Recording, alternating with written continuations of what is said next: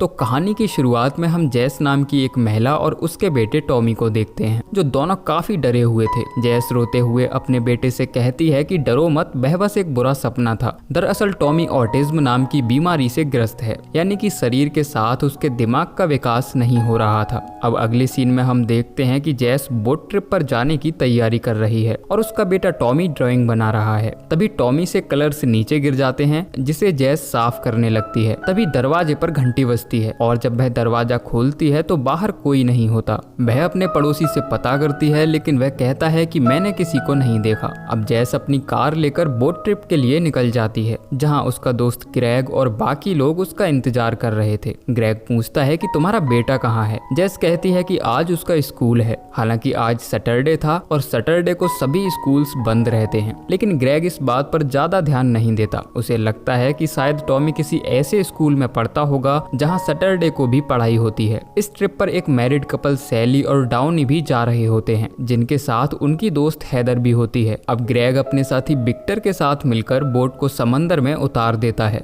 और सभी लोग इस ट्रिप के लिए निकल जाते हैं। तभी जैस थोड़ी देर के लिए सो जाती है और उसे सपना आता है कि वह एक बीच पर है। अब जब ये लोग आगे बढ़ रहे होते हैं तभी अचानक से हवा चलना बंद हो जाती है और इनकी बोट रुक जाती है। ये बात सभी को बहुत अजीब लगती है, क्योंकि अचानक से हवा का रुक जाना बहुत ही वियर्ड था। तभी ये देखते हैं कि एक भयंकर तूफान तेजी से इनकी तरफ बढ़ रहा है। ये देखकर ग्रेग कोस्ट गार्ड से कांटेक्ट करने की कोशिश करता है, लेकिन मौसम खराब होने की वजह से उनका कनेक्शन टूट जाता है। तभी फोन पर ग्रेग को एक लड़की की आवाज सुनाई देती है, जो कहती है कि प्लीज मेरी मदद करो, उसने सभी को मार दिया है और वह मुझे भी मार देगी। ग्रेग पूछता है कि तुम्हारी लोकेशन क्या है, लेकिन तभी लाइन कट हो जाती है और इससे पहले कि ग्रेग को कुछ समझ आता, वह भयंकर तूफान बोट को अपनी चपेट में ले लेता है। अब ये लोग सरवाइव करने की पूरी कोशिश करते हैं, लेकिन इनकी नाव में पानी भर जाता है और वह पलट जाती है। हालांकि लाइफ जैकेट पहने होने की वजह से इनकी जान तो बच गई थी, लेकिन इनकी एक साथी हैदर की डूबने की वजह से मौत हो जाती है। अब ये सभी लोग एक एक करके उस पलटी हुई नाव के ऊपर चढ़ जाते हैं और मदद के आने का वेट करते हैं। ये सभी लोग बहुत घबराए और डरे हुए थे। तभी जैस देखती है कि एक बड़ा सा शिप उनकी तरफ आ रहा है, जिसका नाम योलस है।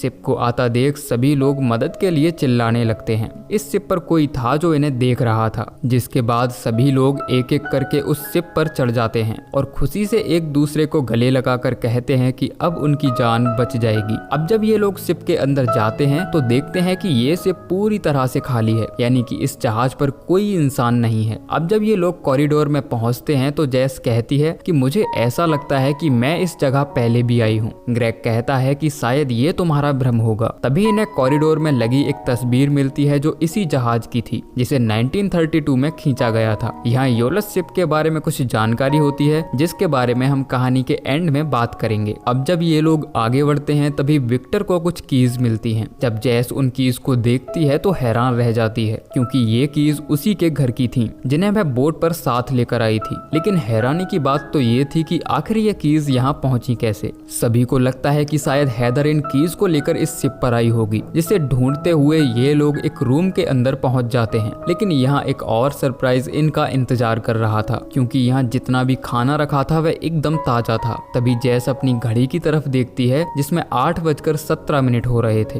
वहीं ग्रेग की घड़ी में अभी 11:30 बज रहे थे। तभी जैस को लगता है कि कोई उनका पीछा कर रहा है। विक्टर दौड़कर जिसके पीछे जाता है, वहीं जैस और ग्रेग भी उसके पीछे जाते हैं। तभी उन्हें एक रूम से कोई आवाज सुनाई देती है। अब जब ये दोनों उस रूम के अंदर एंटर करते हैं तो देखते हैं कि मिरर पर खून से गो टू थिएटर लिखा है। ग्रेग को लगता है कि शायद उनके साथ कोई प्रैंक कर रहा है, इसीलिए वह थिएटर की तरफ जाने लगता है। लेकिन जैस उसे वहां जाने से मना करती है, लेकिन वह उसकी बात नहीं मानता। वहीं सैली और डाउनी जब डाइनिंग रूम से बाहर निकलते हैं तो उन्हें फर्श पर ब्लड की कुछ बूंदें दिखाई देती हैं, जिसका पीछा करते हुए वो दोनों भी थिएटर तक पहुंच जाते हैं। वहीं जब जैस डाइनिंग रूम में वापस आती है तो देखती है कि यह जो खाना रखा था वह अब सब सड़ चुका है। हालांकि उसे यहाँ से गए हुए कुछ मिनट्स ही हुए थे। तभी विक्टर यहाँ आता है, जिसके सर से खून बह रहा था। इससे पहले कि जैस कुछ समझ पाती, वह उस पर हमला कर देता है और उसे मारने की कोशिश करता है, लेकिन जैस किसी तरह खुद को बचा लेती है और विक्टर की मौत हो जाती है। तभी उसे गोली चलने की आवाज आती है और जब वह दौड़कर थिएटर पहुंचती है तो देखती है कि यहाँ ग्रेग को किसी ने गोली मार दी है। जैस को देखकर सैली उस पर भड़क जाती है और कहती है कि तुमने ही ग्रेग की जान ली है, ये तुमने ही किया है और तुमने ही हमसे थिएटर में आने के लिए कहा था।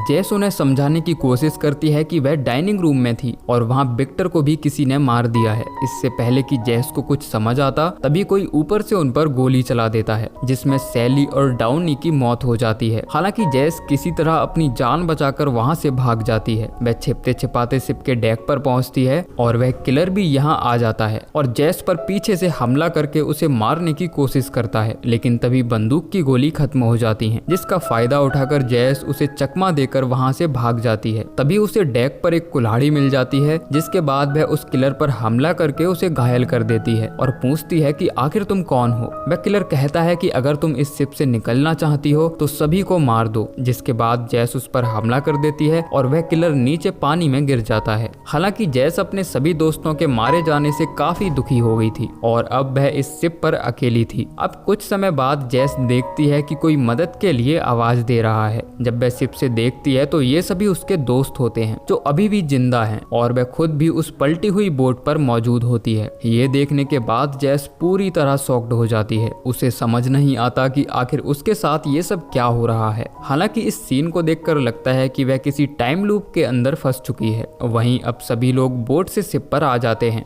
यानी कि जेस ने शिप पर जिसे देखा था वह कोई और नहीं बल्कि वह खुद ही थी। जिसके बाद वह अपने नए आए साथियों का पीछा करती है और उनकी बातें सुनकर हैरान रह जाती है, क्योंकि इन लोगों के बर्ताव में कोई चेंज नहीं था। ये लोग सब वैसे ही बिहेव कर रहे थे जैसा जेस के टाइम पे किया था। ये देखकर जेस बहुत ही घबरा जाती है और अचानक उसकी चाबी नीचे गिर जाती है, यानी कि ये वही चाबी होती है जो विक्टर को मिली थी। अब जब सभी लोग डाइनिंग रूम में बातें कर रहे होते हैं तभी जेस की डुप्लीकेट यानी कि नई आई हुई जेस उसे देख लेती है और विक्टर उसका पीछा करता है। इस बार विक्टर ओरिजिनल जेस तक पहुंच जाता है। वह उसे बताती है कि तुम्हारे साथ जो जेस है वह मेरी कॉपी है, वह असली नहीं है और यहाँ सब कुछ टाइम लूप में फंसे होने के कारण रिपीट हो रहा है। विक्टर को उसकी कोई भी बात समझ नहीं आती और इसी दौरान उनके बीच बहस हो जाती है, जिसमें विक्टर का सर एक नुकीली कील से जा टकराता है और वह बुरी तरह इंजर्ड हो जाता है। अब जब जेस मेडिसिन लेने के लिए शिप के अंदर जाती है तो वहाँ उसे कागज के बहुत सारे टुकड़े मिलते हैं जिन पर लिखा था कि शिप पर मौजूद सभी लोगों को मार दो। जेस वही लाइंस एक दूसरे कागज पर लिखती है और उसे पता चलता है कि यहाँ जितने भी कागज के टुकड़े हैं उन सभी पर उसी का हैंड राइटिंग है। यहाँ उसे कई गन्स और उस शूटर की कई ड्रेस भी मिलती हैं। तभी उसकी नजर वहाँ फंसे एक लॉकेट पर जाती है जो बिल्कुल वैसा ही था जैसा उसने अपने गले में पहन रखा था। जब वह नीचे झांक कर देखती है तो उसके गले वाला लॉकेट भी नीचे गिर जाता है और वह देखती है कि यहाँ लॉकेट्स का पूरा ढेर मौजूद है। अब उसे समझ आ जाता है कि वह एक टाइम लूप में फंसे होने की वजह से इस शिप पर बहुत बार आ चुकी है, जहाँ सभी चीजें बार बार रिपीट हो रही हैं। लेकिन वह हर हाल में अपने बेटे के पास जाना चाहती थी, इसीलिए वह इस लूप को तोड़ने का फैसला करती है। जिसके बाद वह गन लेकर अंदर जाती है जहाँ विक्टर और उसकी कॉपी यानी कि दूसरी जेस होते हैं। वह उन्हें मारने की कोशिश करती है लेकिन वह ऐसा नहीं कर पाती। तभी दूसरी जेस यहाँ से भाग जाती है। वहीं इंजर्ड होने की वजह से विक्टर भी मारा जाता है। तभी उसे गोली चलने की आवाज आती है और वह थिएटर पहुंचकर देखती है कि यहाँ ग्रेग को शूटर जेस ने गोली मार दी है, यानी कि ये जेस की थर्ड कॉपी थी जो यहाँ पहले से ही मौजूद थी। ओरिजिनल जेस सैली और डाउनी को बचाने की कोशिश भी करती है लेकिन शूटर जेस उन पर चाकू से हमला कर देती है, जिसमें डाउनी मारा जाता है। लेकिन सैली किसी तरह कंट्रोल रूम तक पहुंच जाती है और डिस्ट्रेस सिग्नल भेजने की कोशिश करती है। ये सिग्नल ग्रेग को मिलता है जिसे हमने मूवी के स्टार्ट में देखा था, यानी कि जो लड़की मदद मांग रही थी वह कोई और नहीं बल्कि सैली ही थी। वहीं ओरिजिनल जेस सैली को ढूंढते हुए शिप की डेक पर पहुंचती है जहां वह देखती है कि यहाँ सैली की डेड बॉडीज का पूरा ढेर मौजूद है, यानी कि टाइम लूप का ये पैटर्न बहुत बार रिपीट हो चुका है जिसे अभी तक तोड़ा नहीं जा सका है।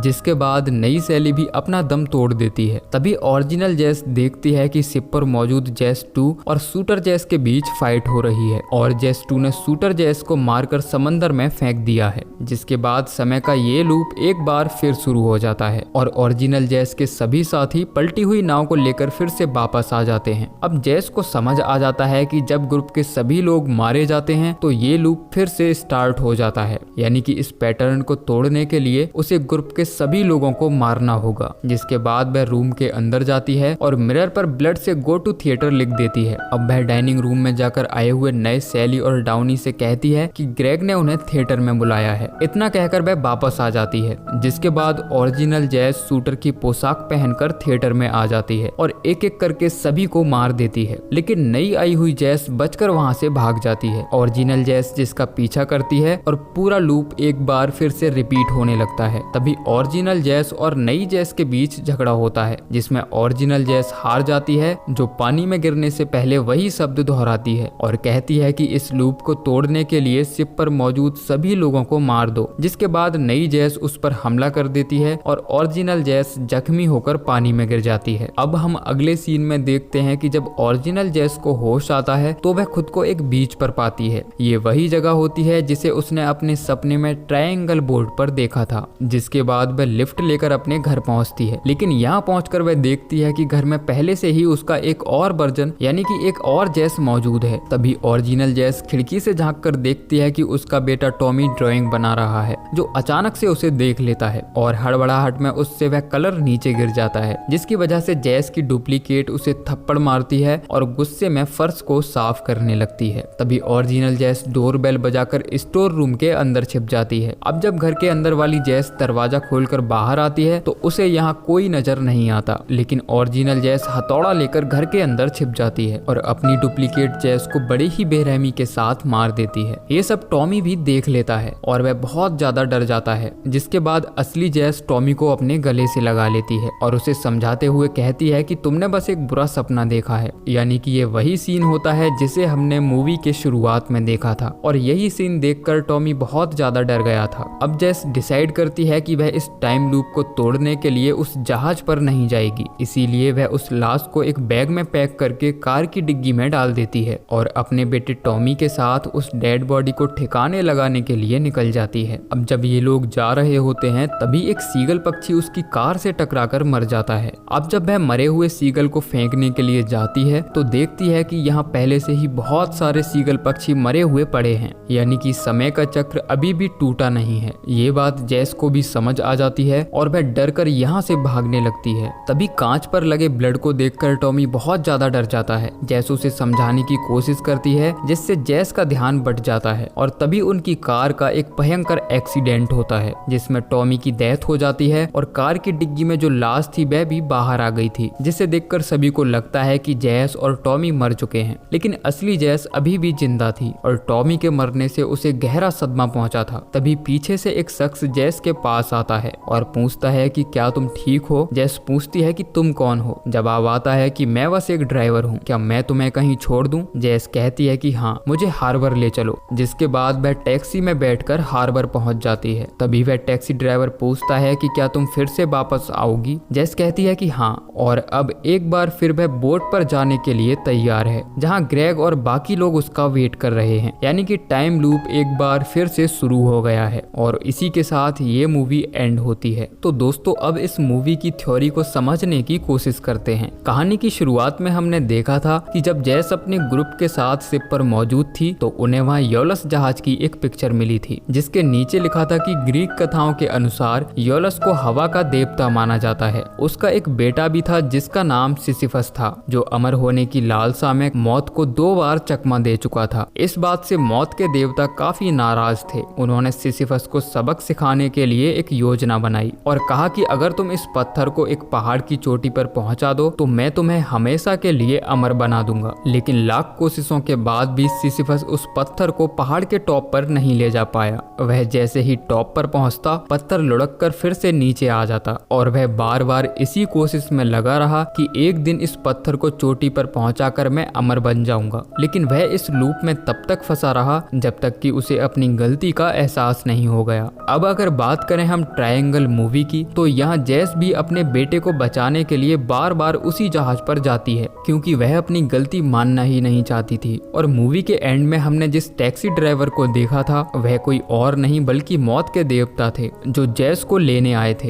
दोस्तों, अगर इस मूवी की थ्योरी को लेकर मैं अपना ओपिनियन दूं तो हम कह सकते हैं कि जैस और उसका बेटा टॉमी दोनों ही कार एक्सीडेंट में बहुत पहले ही मारे जा चुके हैं, क्योंकि घटना स्थल पर मौजूद कोई भी शख्स जैस को नोटिस नहीं कर रहा था। ये एक्सीडेंट सुबह 8:17 पर हुआ था, इसीलिए जैस की घड़ी शिप के समय से मैच कर रही थी। अब जब मौत के देवता उसे लेने आए तो उसने अपने बेटे से आखिरी बार मिलने के लिए रिक्वेस्ट की होगी। गॉड ऑफ डेथ उसे एक मौका दे देते हैं, लेकिन जैस समय के चक्र को बदलकर अपने बेटे को वापस लाने की कोशिश करती है। मौत के देवता इस बात से नाराज हो जाते हैं और वो उसे सबक सिखाने के लिए एक टाइम लूप में फंसा देते हैं, यानी कि जब तक जैस को अपनी गलती का एहसास नहीं हो जाता तब तक वह इस समय चक्र से कभी बाहर नहीं आ पाएगी। इसीलिए गॉड ऑफ डेथ जैस से पूछते हैं कि क्या तुम वापस आओगी। जैस कहती है कि हाँ, यानी कि अभी उसने अपनी गलती एक्सेप्ट नहीं की है और वह इस लूप को जारी रखना चाहती है। बाकी इस मूवी को लेकर आपका क्या ओपिनियन है नीचे कमेंट करके जरूर बताइए। तो दोस्तों, ये थी कहानी ट्रायंगल मूवी की, जो जरूर आपको पसंद आई होगी और आशा करता हूँ कि मूवी के पीछे छिपी थ्योरी को आप समझ पाए होंगे। मिलते हैं आपसे अगली वीडियो में, तब तक के लिए जय श्री कृष्णा।